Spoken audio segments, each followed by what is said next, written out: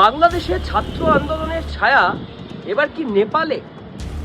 KP Sharma ওলির সরকারের বিরুদ্ধে যুব সমাজ পথে নেমেছে। তুলকালাম পরিস্থিতি, লাঠিচার্জ হয়েছে, গুলি চলেছে বলে অভিযোগ উঠছে, প্রচুর প্রতিবাদকারী আহত হয়েছে। কিন্তু কেন জানেন?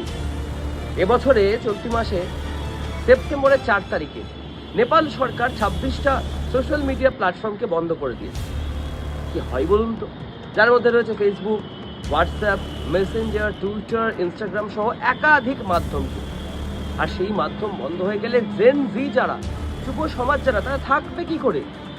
তাই স্বাভাবিকভাবেই তারা নেপালের রাজপথে নেমে এসছে। রাজধানী কাঠমান্ডু শহরে কারফিউ জারি হয়েছে। নেপালের সংসদ ভবন চত্বরে সে এক ধুন্ধুমার পরিস্থিতি। আর এইসব ঘটনা দেখার পরে গোটা দেশের রাজনৈতিক মহল এবং বিশেষজ্ঞ মহল যারা, আন্তর্জাতিক সম্পর্ক বিশেষজ্ঞ যারা, তারা বলছেন জেন জিরা পারে সব কিছু ওলটপালট করে দিতে। তার কারণ এই সোশ্যাল মিডিয়া প্ল্যাটফর্মের বন্ধ করে দেওয়ার প্রতিবাদ যেভাবে তীব্র হচ্ছে নেপালে, কাঠমান্ডুতে, আগামী দিনে বাংলাদেশের মতো পরিস্থিতি হয়ে গেলে অবাক হওয়ার কিছু থাকবে না সে দেশের প্রধানমন্ত্রী কেপি শর্মা ওলি বা আমাদের।